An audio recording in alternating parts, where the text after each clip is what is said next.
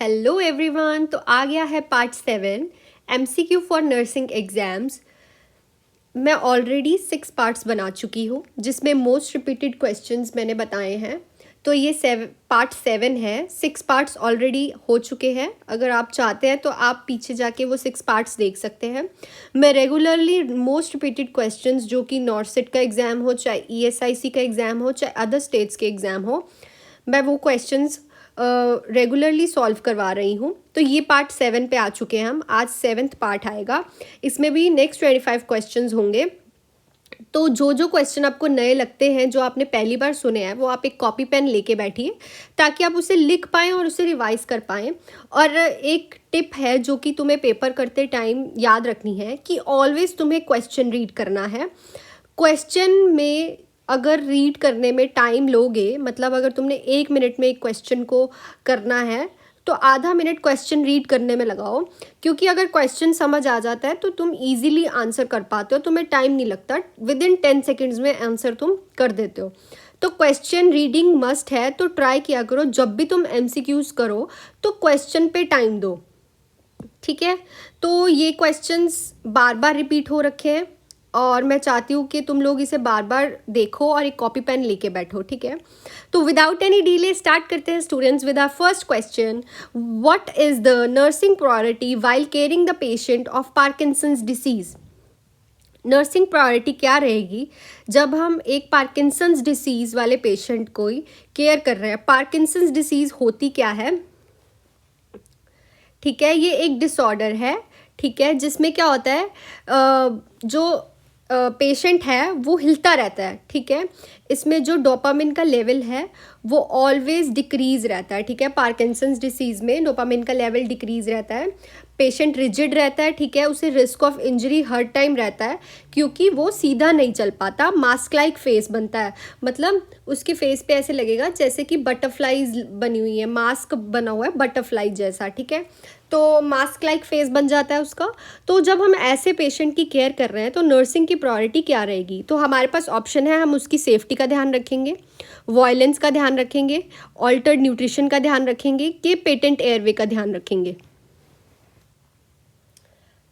अब अगर तुम लोगों को पार्किंसंस डिसीज़ के बारे में पता है तो ऑप्शन पढ़ने ज़रूरी नहीं है, क्योंकि तुम्हें ऑलरेडी पता है कि जो ये पेशेंट है ये नॉर्मली नहीं चल पाता, ऑलवेज इन अ ट्रैमर मोड्स में रहता है, ठीक है, लाइट ट्रैमर्स। तो हम ऑलवेज इसकी सेफ्टी मेंटेन करेंगे। देखो, कल हमने एक क्वेश्चन किया था कि अगर पार्किंसंस डिसीज़ वाला पेशेंट है, वो पेशेंट कन्फाइंड टू बेड है, ठीक है, वो पेशेंट क्या है, कन्फाइंड टू बेड है, तब हम किस चीज़ का, अब देखो अगर वो बेड पे बैठा है, ठीक है, तब उसका हिलने डुलने में कोई दिक्कत नहीं आएगी, तब हमने उसका पेटेंट एयरवे मेंटेन करना है। पर अब यहाँ पे पेशेंट को कुछ नहीं बता रखा, इट मीन्स वो कन्फाइंड टू बेड नहीं है, वो चल फिर रहा है, तो हमने ऑलवेज उसकी सेफ्टी, मतलब कि उसे इंजरी से प्रिवेंट करना है, ठीक है, उसे ऑलवेज हमें इंजरी से प्रिवेंट करना है।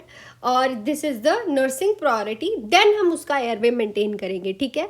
अगर वो कन्फाइंड टू बेड होता, बेड पे लेटा होता, तो उसको इंजरी की दिक्कत नहीं होती, क्योंकि वो स्टूल पास कर रहा होता या फिर यूरिन पास कर रहा होता, बेड पे ही कर रहा होता, ठीक है। बट यहाँ पे वो पेशेंट को कुछ नहीं लिखा हुआ, इट मीन्स वो चल फिर रहा है, तो हमने उसकी सेफ्टी का मेंटेन करके रखना है। नेक्स्ट क्वेश्चन पे चलते हैं। Which neurotransmitter is affected in schizophrenia. अब स्कीजोफ्रेनिया क्या है, ये एक साइकोटिक डिसऑर्डर है, ठीक है। स्प्लिट पर्सनालिटी, ठीक है, स्प्लिट माइंड होता है, बहुत ज़्यादा बिजारे बिहेवियर शो करता है ये पेशेंट, ठीक है। स्कीजोफ्रेनिक वाले पेशेंट्स में कौन सा न्यूरोट्रांसमीटर इफेक्टेड होता है, तो इसमें क्या होता है, इंक्रीज होता है dopamine, decrease level of dopamine होता है, ऑल्टर्ड सीरोटोनिन्स होते हैं, या फिर गाबा अफेक्टेड होता है।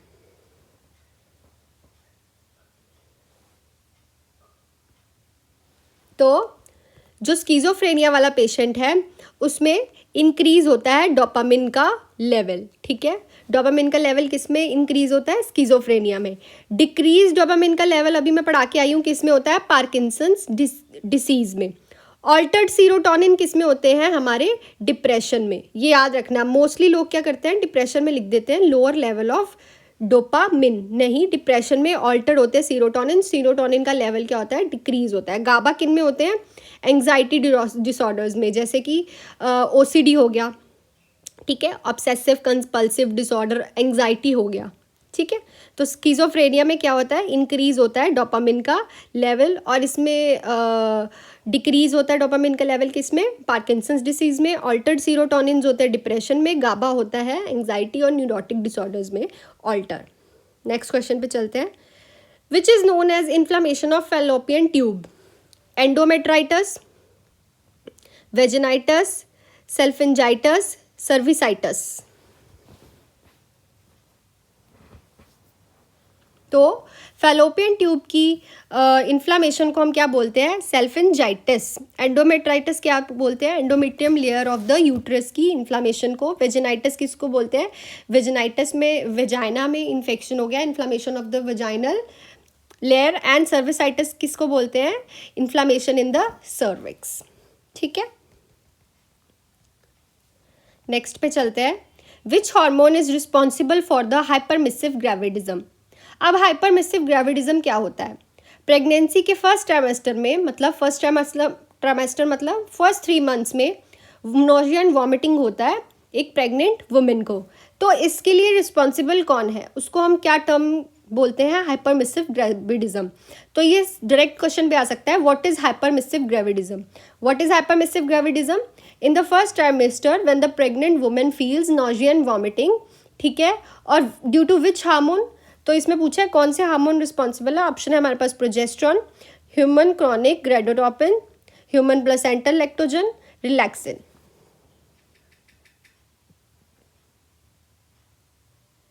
तो किस हार्मोन की रिस्पॉन्सिबिलिटी से ये हाइपरमिज्म ग्रेविडिज्म होता है प्रेग्नेंट लेडी को फर्स्ट ट्राइमेस्टर में, दैट इज HCG, जिसको हम बोलते हैं ह्यूमन क्रॉनिक गनेडोट्रोपिन, ठीक है। इसकी वजह से HCG, तभी हम HCG लेवल चेक करते हैं ना जब प्रेगनेंसी टेस्ट करते हैं। वो प्रेगनेंसी किट्स होते हैं जिसमें हम यूरिन प्रेगनेंसी टेस्ट करते हैं, ओवर द काउंटर एग्जामिनेशन करते हैं, उसमें भी HCG का लेवल ही पता चलता है यूरिन से।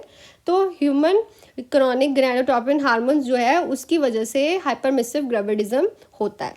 तो कौन सा हार्मोन हो गया, HCG। नेक्स्ट क्वेश्चन पे चलते हैं।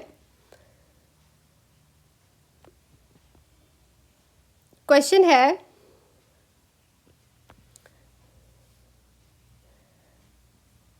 जिसको थोड़ा ये कब लगे तो प्लीज़ आप इसे जूम करके देख लीजिए, मे बी ये थोड़ा छोटा लग रहा है।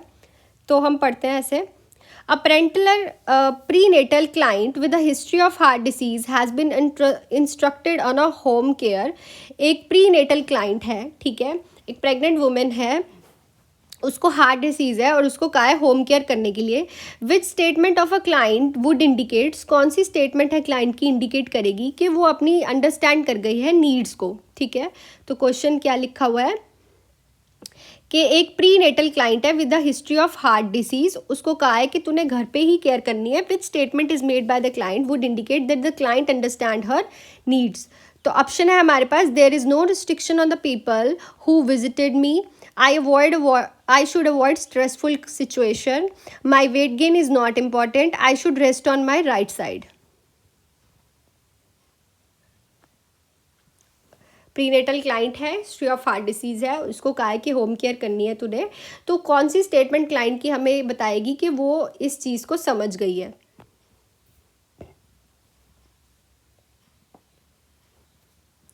तो कौन सा ऑप्शन करेक्ट है, I should avoid a stressful condition. देखो जो ये वाले पेशेंट होते हैं हार्ट डिसीज़ वाले, इनको स्ट्रेसफुल कंडीशंस मना की होती है कि उसमें नहीं जाना, क्योंकि वो क्या कर सकते हैं, कार्डिक एमरजेंसी कर सकते हैं, ठीक है। तो ये स्टेटमेंट पेशेंट की बताएगी कि वो समझ गई है कि उसकी होम केयर कैसे करनी है। नेक्स्ट क्वेश्चन पे चलते हैं। The perception of foetal movement felt by the mother during the pregnancy is known as. Foetal movement की परसेप्शन होती है मदर को कि फीटल जो है मूव कर रहा है, ठीक है, वो कब उसको क्या बोलते हैं, ब्लॉटमेंट, ऑप्शन है ब्लॉटमेंट, एंगेजमेंट, क्विकनिंग या फिर लाइटनिंग।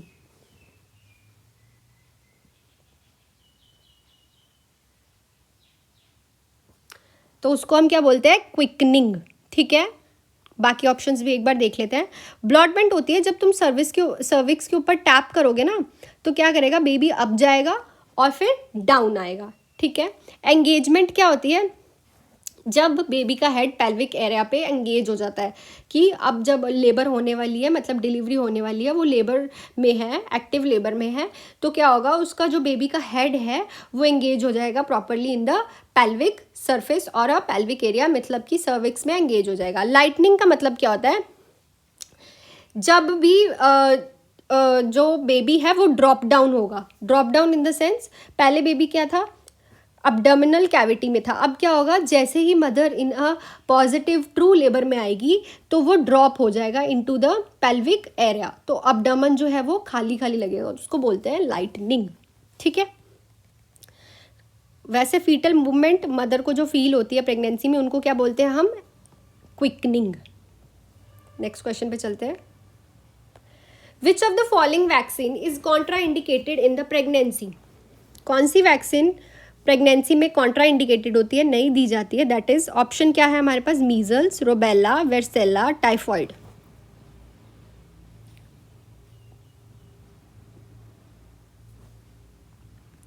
तो कौन सी वैक्सीन नहीं दी जाती? रूबेला हमें कॉन्ट्रा इंडिकेटेड होती है प्रेगनेंसी में।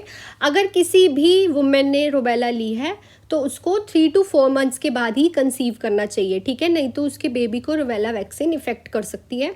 और टाइफाइड तो हम देते ही देते हैं। टीटी कैसे देते हैं, जब उसे पता चला कि वो कंसीव कर चुकी है उसके बाद उस टाइम देना है TT. Typhoid, tetanus, sorry typhoid लिखा हुआ है यहाँ पे, ये गलत है ऑप्शन, यहाँ पे टीटी कर लेना।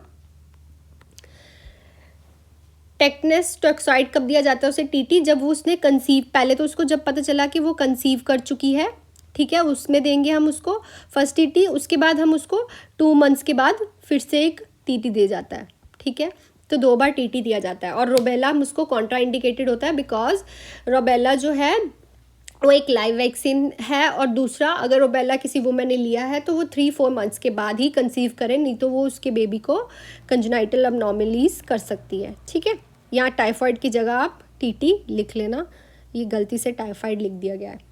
नेक्स्ट क्वेश्चन पे चलते हैं। Deficiency of which vitamin results in pernicious anaemia? ठीक है, कौन से वाइटामिन की डेफिशिएंसी बताती है कि एक पेशेंट को पर्नीशियस एनीमिया है? तो ऑप्शंस हैं vitamin B12, vitamin B9, vitamin D, vitamin सी।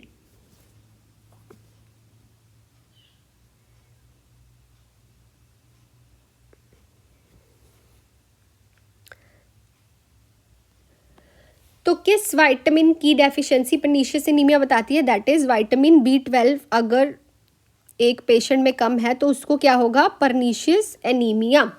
ठीक है, विटामिन B9 क्या होता है, फॉलेट। ठीक है, अगर मदर प्रेगनेंसी के टाइम फॉलिक एसिड नहीं लेती तो उसके बेबी को क्या हो सकते हैं, न्यूरल ट्यूब डिफेक्ट। तो ये भी क्वेश्चन आ सकता है, due to which vitamin neural tube defects are seen in childs. ठीक है, तो किस विटामिन की डेफिशिएंसी से न्यूरल ट्यूब डिफेक्ट देखे जाते हैं? That is vitamin B9। Vitamin D तो तुम लोगों को पता ही है, कैल्सीफेरॉल, जो कि कैल्शियम की अब्जॉर्प्शन में हेल्प करता है। ठीक है, और दूसरी बात विटामिन सी क्या होते हैं, एस्कॉर्बिक एसिड, जो कि अगर इसकी डेफिशिएंसी हो जाए तो स्किन डिसीज होती हैं, स्कारवे होता है। ठीक है, और ये आयरन की अब्जॉर्प्शन में हेल्प करता है। विटामिन D12 की डेफिशिएंसी से पर्नीशियस एनीमिया होगा। विटामिन एनीमिया B9 को क्या बोलते हैं, फॉलेट, इससे न्यूरल ट्यूब डिफेक्ट्स होते हैं अगर मदर ना ले, pregnant women. Vitamin D is a calciferol, ये हेल्प करता है अब्जॉर्प्शन ऑफ द कैल्शियम में। विटामिन सी है स्कॉर्बिक एसिड, जो कि हेल्प करता है अब्जॉर्प्शन ऑफ आयरन। और अगर ना लिया जाए प्रॉपर तो ये स्किन डिसीज एंड स्कर्वे करा सकता है। अगले क्वेश्चन पे चलते हैं। Which complication is seen after the peptic ulcer and gastric ulcer? अगर किसी बंदे को peptic ulcer and gastric ulcer है तो कौन सी कॉम्प्लिकेशंस देखी जाती है? GERD, gastroesophageal reflux disorder, gastritis, ठीक है, inflammation of the gastric mucosa, dumping syndrome, none of these.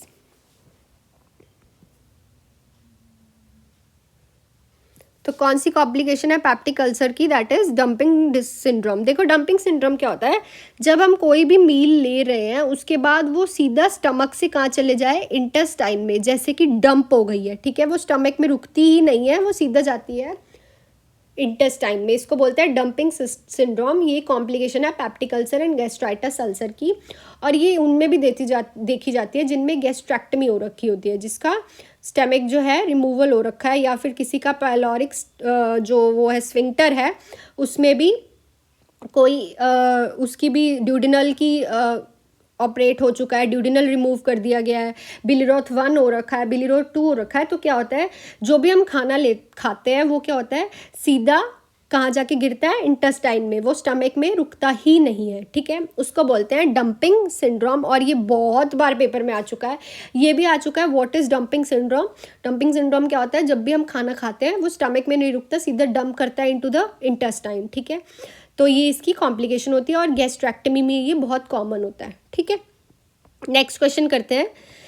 Which hepatitis is often seen in outbreaks in camps and institutes. कौन सा हेपेटाइटिस देखा जाता है जबकि कैंप्स लगते हैं और इंस्टीट्यूट्स में बच्चे पढ़ते हैं। Hepatitis A, C, hepatitis D और hepatitis B.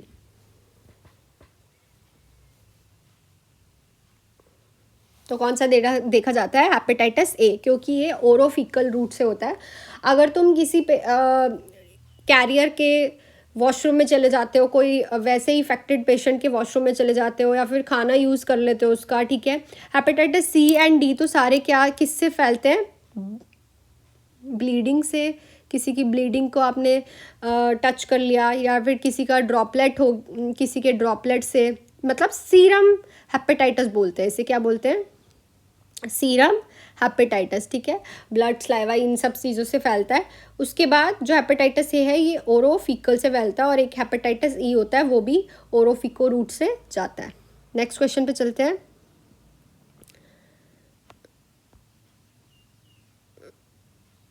The nurse is caring for a patient who is receiving a parenteral nutrition infusion, blood glucose, and should perform blood glucose monitoring every 6 hours to detect which complication. एक patient है, ठीक है, वो ले रहा है pre enteral nutrition infusion, तो nurse जो है उसकी केयर कर रही है और परफॉर्म कर रही है ब्लड ग्लूकोज मॉनिटरिंग हर 6 घंटे में। तो वो किस कॉम्प्लिकेशन को डिटेक्ट करने के लिए ये जो प्रोसीजर है वो परफॉर्म कर रही है। हमारे पास ऑप्शंस हैं, हाइपोनेट्रीमिया, हाइपरक्लीमिया, हाइपरनेट्रीमिया, हाइपरग्लाइसीमिया। बहुत ज़्यादा इजी क्वेश्चन है। बस क्या है, क्वेश्चन इतना बड़ा है बच्चा देख के घबरा जाएगा और उसको लगेगा पता नहीं क्या है। सिंपल क्वेश्चन है, एक पेशेंट को प्री एंटल न्यूट्रिशन इन्फ्यूजन चल रहा है और नर्स हर 6 घंटे बाद उसका ब्लड ग्लूकोज लेवल मॉनिटर कर रही है, तो वो किस कॉम्प्लिकेशन को डिटेक्ट करने के लिए कर रही है। तो आंसर आएगा हाइपरग्लाइसीमिया। किस चीज़ के लिए ब्लड ग्लूकोज लेवल चेक करते हैं, ग्लूकोज लेवल चेक करने के लिए करते हैं, कहीं उसका ग्लूकोज लेवल बढ़ा तो नहीं है, कम तो नहीं हो गया। तो ऑप्शन में क्या है, हाइपरग्लाइसीमिया।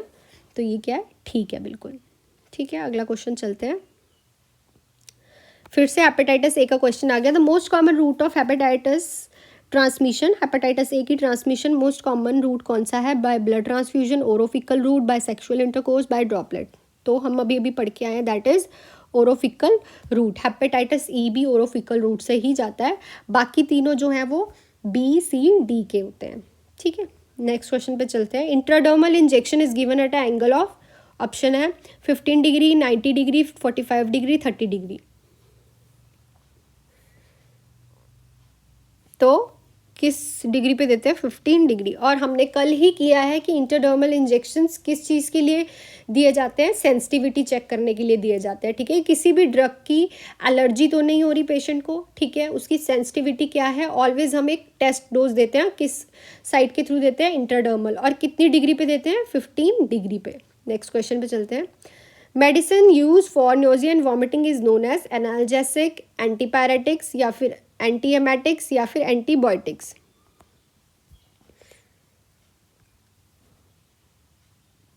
तो कौन सी मेडिसिन यूज करते हैं, एंटीएमेटिक्स। एनाल्जेसिक्स किसके लिए देते हैं, पेन रिलीव करने के लिए,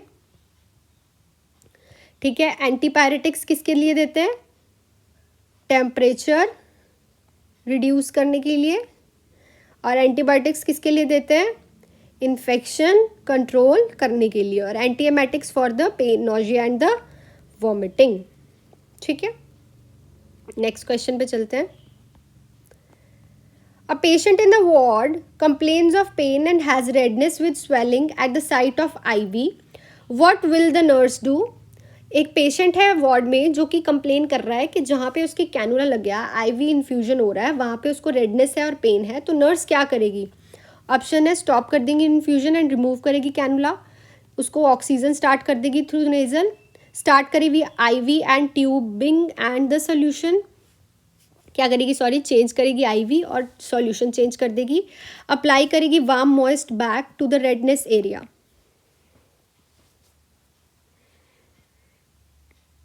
एक पेशेंट है, वो रेडनेस है और स्वेलिंग के लिए और पेन भी हो रहा है, सबसे पहली बात उसको, तो वो क्या करेगी? ऑलवेज अगर उसको पेन, रेडनेस एंड स्वेलिंग हो रही है तो उसको क्या हुआ है? थ्रोम्बोफेब्लाइटिस, ठीक है, थ्रोम्बोफेब्लाइटिस हुआ है उसको, तो ऑलवेज हमें स्टॉप करना है इन्फ्यूजन को और रिमूव करना है कैनुला, ठीक है, नहीं तो ये कॉम्प्लिकेशन इंक्रीज कर सकता है, ठीक है। थ्रोम्बस बन गया है किसका? वेन में ब्लड का, तो ऑलवेज रिमूव करो कैनुला और स्टॉप कर दो उसका इन्फ्यूजन। देखो ऑक्सीजन तो देनी नहीं है अभी उसको क्योंकि थ्रोम्बस बना है, ठीक है, कहीं जा नहीं रहा वो, अपने आप थोड़े टाइम बाद अगर हम रिमूव कर देंगे कैनुला सब तो वो अपने आप ही ठीक हो जाएगा। उसके बाद आईवी चेंज करने की ज़रूरत नहीं है क्योंकि अगर देखो वहीं पे तुम दोबारा से लगाओगे तो वो और ज़्यादा विग्रस कर देगा। और वार्म मॉइस्ट बैक नहीं करना रेडेंड एरिया में क्योंकि वो और ज़्यादा मॉइस्ट कर देगा उसको, ठीक है, और ज़्यादा रेडनेस इंक्रीज कर देगा और उसे दिक्कत होगी, पेन होगी। नेक्स्ट क्वेश्चन पे चलते हैं। विच of the following would be the common indication of infiltration of her peripheral intravenous fusion? देखो एक पेशेंट है, उसको आईवी चल रहा है और कॉमन इंडिकेशन क्या होगी कि वहाँ पे इनफिल्ट्रेशन हो रही है, जो सॉल्यूशन है वो वेन में जा ही नहीं रहा, वो इधर उधर जा रहा है, ठीक है।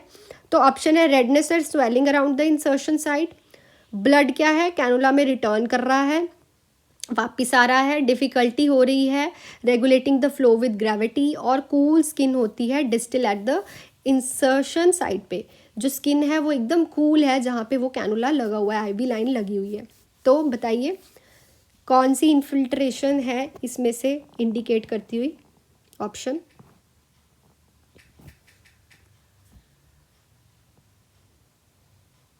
तो most common indication of infiltration है cool skin distal at the insertion side.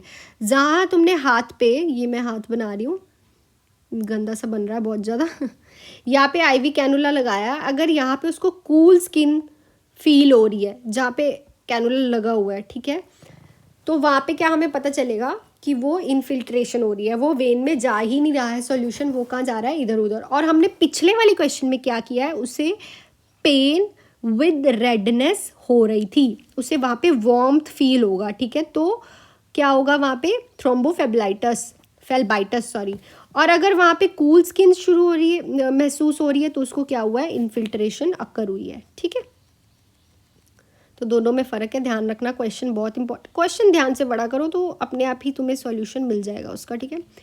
Next question है which of the following nursing intervention can prevent increase in ICP in an unconscious child? एक अनकॉन्शियस चाइल्ड है, ठीक है, उसमें हम कैसे ICP increase को प्रिवेंट कर सकते हैं, इंक्रीज इन आईसीपी को प्रिवेंट कर सकते हैं, इंट्राक्रेनियल प्रेशर को प्रिवेंट कर सकते हैं। ऑप्शन है हमारे पास, avoid activity that cause pain and crying, lower the position of head, Trendelenburg position बोलते हैं इसको, प्रोवाइड एनवायरमेंटल स्टिमुलेशन और turn head side to side every hour.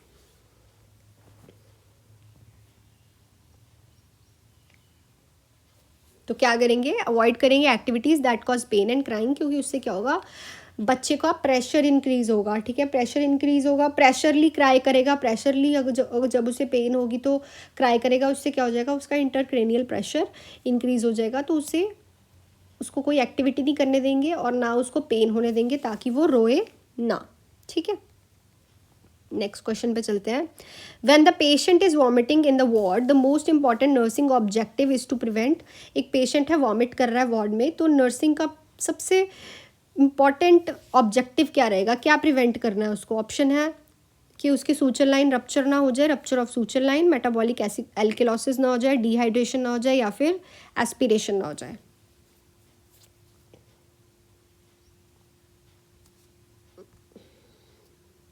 तो जब भी कोई भी पर्सन वॉमिट कर रहा होता है तो मेन कंसर्न होता है एस्पिरेशन का, कि वो एस्पिरेट ना कर ले, तो नर्स का मोस्ट कॉमन ऑब्जेक्टिव यही रहेगा इम्पॉर्टेंट, कि उसे प्रिवेंट करनी है aspiration while patient is doing vomiting. Next question पे चलते हैं। विच of the following nursing action should be given highest priority when admitting the patient into the operating room? कौन सा एक्शन नर्स का इम्पॉर्टेंट होगा जब कोई पेशेंट को वो एडमिट कर रही है टू द ऑपरेशन होने वाला है ऑपरेटिंग रूम? तो हमारे पास ऑप्शन है लेवल ऑफ कॉन्शियसनेस देखना पेशेंट का, पेशेंट की आइडेंटिफिकेशन और उससे एक करेक्ट कंसेंट लेना, पोजीशन एंड स्किन प्रेपरेशन करनी पेशेंट की, या फिर उसके वाइटल साइन चेक करेगी।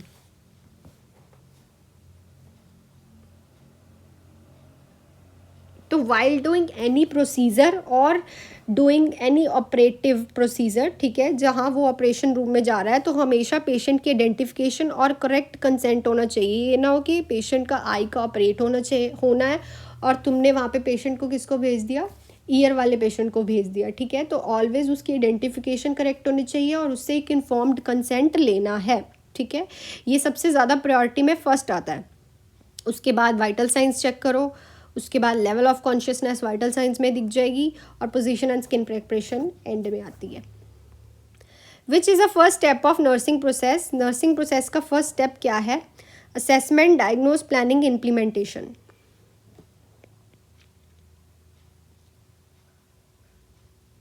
तो फर्स्ट स्टेप है नर्सिंग प्रोसेस का, दैट इज़ असेसमेंट। फर्स्टली हम पेशेंट की हिस्ट्री लेंगे, ठीक है, ऑब्जेक्टिव एंड सब्जेक्टिव डाटा लेंगे, उसका असेसमेंट करेंगे, उसको क्या दिक्कत हुई है, उसको पहले कोई दिक्कत तो नहीं थी, ठीक है। उसके बाद हम उसका करेंगे डायग्नोज। पहले ये 5 स्टेप्स होते हैं। पहले होता है असेसमेंट, फिर होता है डायग्नोज, फिर करते हैं हम प्लानिंग, फिर करते हैं हम इम्प्लीमेंटेशन, उसके बाद करते हैं हम इवैल्यूएशन।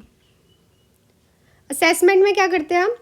प्रीवियस हिस्ट्री लेते हैं, उसका प्रीवियस कोई देखते हैं कि फैमिली में कोई तो नहीं था, जेनेटिकली देखते हैं उसका क्या है, एज ग्रुप क्या है, पहले तो नहीं एडमिट हुआ, कोई प्रीवियस डिसीज़ हिस्ट्री हो, कोई प्रीवियस ऑपरेटिव हिस्ट्री हो। डायग्नोज में बनाते हैं जो उसको करंट डिसीज़ हुई है उसको क्या क्या प्रिवेंट करने के लिए डायग्नोज बनाते हैं। फिर प्लानिंग करते हैं कि जो हमने डायग्नोज बनाया जैसे कि रिस्क ऑफ इंजरी, तो हम उसकी प्लानिंग करते हैं कैसे प्रिवेंट करेंगे। जब हमने प्लानिंग के स्टेप बना लिए तो इनको इम्प्लीमेंट करेंगे पेशेंट के ऊपर। उसके बाद हम इवैल्यूएशन करेंगे कि वो जो हमने स्टेप्स यूज़ किए हैं वो उससे पेशेंट में कोई इम्प्रूवमेंट आई है। तो टोटल कितने स्टेप्स होते हैं? 5। और एक क्वेश्चन ऐसे भी आ जाता है, how many steps have nursing process? ये भी इंपॉर्टेंट क्वेश्चन है, ठीक है। तो कितने हैं? 5। नेक्स्ट क्वेश्चन पे चलते हैं। विच of the following nursing intervention is the most appropriate in prevention of pressure sources? तो प्रेशर सोर्स होते क्या हैं? जब भी कोई बेड रिडन पेशेंट होता है तो वो एक ही पोजीशन में बैठा रहता है। जो जो प्रॉन एरियाज होते हैं, बोनी एरियाज होते हैं, बोनी प्रोमिनेंस एरियाज होते हैं, ठीक है, जहाँ पे हमारे मतलब बोन्स जो है जैसे कि एल्बोज हो गई, हमारी नीज़ हो गई, बैक ऑफ द नी हो गई, हमारे एंकल्स हो गए, एंकल जॉइंट हो गया, ठीक है, हेड हो गया, ऑसिपिटल एरिया हो गया, बोन की फ्लैप बोन्स हो गई, बैक की फ्लैप बोन्स हो गई, ठीक है, बैक बोन्स हो गई। तो इनमें क्या होता है, ये बहुत ज़्यादा देर कॉन्टैक्ट में रहते हैं, एक ही पोजीशन में रहते हैं, तो यहाँ पे क्या हो जाते हैं, ब्लड सर्कुलेशन कम हो जाता है। जब ब्लड सर्कुलेशन वहाँ पे कम होता है तो वहाँ पे सोर्स होने शुरू हो जाते हैं। ऑब्वियसली अगर तुम एक चीज़ को बार बार फ्रिक्शन में लेके आओगे और उसकी पोजीशन चेंज नहीं करोगे तो वहाँ क्या है, ब्लड सर्कुलेशन नहीं होगी। कभी कभी देखा होगा तुम एक ही पोजीशन में बैठे रहते हो तो तुम्हारी बॉडी का कोई पार्ट सो जाता है। वो क्यों होता है? क्योंकि वो पोजीशन में नहीं आ रहा और वहाँ पे ब्लड सर्कुलेशन प्रॉपरली नहीं हो रही। इसीलिए जो कन्फाइंड टू बेड होते हैं, बेड रिडन पेशेंट्स होते हैं, उनमें ब्लड सोर्सेज और प्रेशर सोर्सेज होते हैं। तो मोस्ट अप्रोप्रिएट प्रिवेंशन क्या रहेगी एक नर्स के लिए बेड सोर्सेज के लिए और प्रेशर सोर्सेज के लिए? इसको डिक्यूबिटस अल्सर भी बोलते हैं, ठीक है। तो ऑप्शंस है मेरे पास, provide frequent bath to the patient, उसको रेगुलर बाथ दो, maintain the patient and skin moist रखनी है उसको, फ्रीक्वेंट टर्निंग एंड रीपोजिशन करना है पेशेंट को, उसकी पोजीशन चेंज करनी है और उसको टर्न करना है, और फ्रीक्वेंट फीडिंग करनी है, उसका न्यूट्रिशन मेंटेन करना है। तो क्या होगा प्रिवेंशन मोस्ट अप्रोप्रिएट?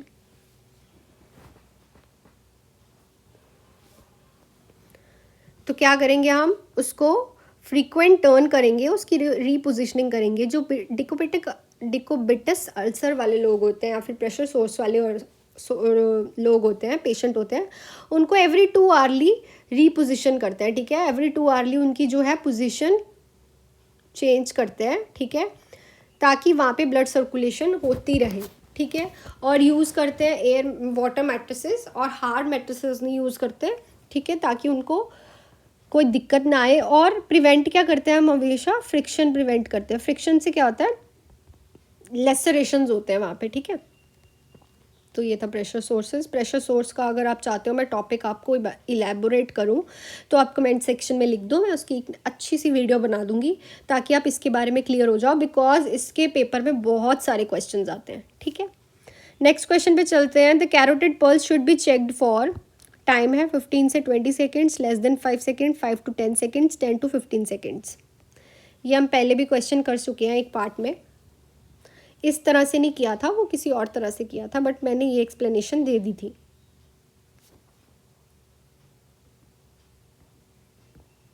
तो करेक्ट है, 5 to 10 सेकेंड्स के लिए कैरोटिड पल्स चेक की जाती है जब भी किसी पेशेंट को कार्डियक अरेस्ट आता है। और अगर वो अडल्ट है तो हम कैरोटिड पल्स चेक करते हैं, बट अगर वो चाइल्ड है तो हम, छोटा न्यू नेट है तो हम ब्रेकियल पल्स यूज़ करते हैं चेक करने के लिए कि उसको चल रही है कि नहीं चल रही है। वो भी 5 to 10 सेकेंड्स के लिए यूज़ की जाती है। चाइल्ड और अडल्ट में दोनों में डिफरेंस है। 5 to 10 second is a correct option. Next question है, which of the following action should be taken first for a patient who is found with hyperthermia. एक पेशेंट है, उसको हाइपरथर्मिया हुआ है, इंक्रीज इन टेम्परेचर, तो nursing का first action क्या होगा।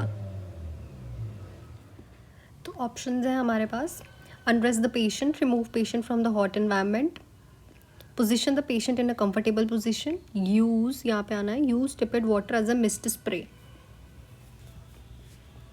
तो क्या करेंगे हाइपरथर्मिया वाले पेशेंट में, फर्स्टली हम उसे रिमूव करेंगे फ्रॉम द हॉट एनवायरनमेंट, क्योंकि हॉट एनवायरनमेंट उसकी हाइपरथर्मिया को और इंक्रीज़ कर सकता है, ठीक है। पेशेंट शॉक में भी जा सकता है, स्ट्रोक में भी जा सकता है। पहले हमें ऑलवेज उसे रिमूव करना है हॉट एनवायरनमेंट से, देन हम उसे, उसके कपड़े जो हैं वो लूज़ करेंगे, पेशेंट की जो भी ड्रेस होगी, उसके बाद उसको हॉट टिपेड वाटर से मिस्ट स्प्रे देंगे, देन हमें उसे कंफर्टेबल पोजीशन देनी है, ठीक है।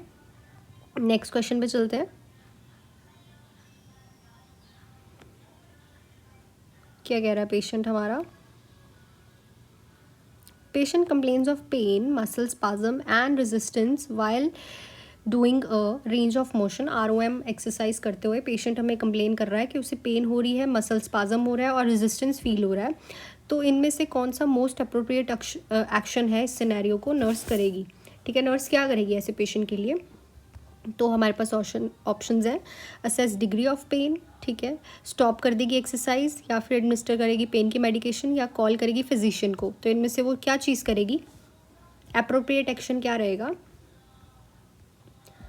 तो अप्रोप्रिएट एक्शन रहेगा कि हम एक्सरसाइज को स्टॉप कर देंगे। देखो अगर उसे पेन ज़्यादा हो रहा है और मसल स्पाज्म भी फील हो रहा है, ठीक है, तो उसी टाइम स्टॉप करो एक्सरसाइज को, ठीक है। उसको एम्बुलेट नहीं कराना, उसको रेस्ट दो थोड़ी देर, उसके बाद हम स्टार्ट करेंगे, ठीक है। उसको पेन किलर नहीं देनी, बिकॉज देखो एकदम अगर किसी को हम एक्सरसाइज करा रहे हैं तो ऑब्वियसली उसको पेन होगी आफ्टर अ सर्जरी या फिर कोई भी फ्रैक्चर के बाद, ठीक है। बट अगर उसको रेजिस्टेंस फील हो रही है, ये सब फील हो रहा है, तो उसको ऑलवेज स्टॉप करो एक्सरसाइज, थोड़ी देर का रेस्ट दो, उसके बाद एम्बुलेट कराओ, ठीक है। नेक्स्ट क्वेश्चन है हमारे पास, temperature regulation is under the control of, जो हमारा टेम्परेचर रेगुलेशन सेंटर है वो किसके कंट्रोल के अंदर है। ऑप्शन है लंग्स के अंदर, pituitary gland, pineal gland, hypothalamus.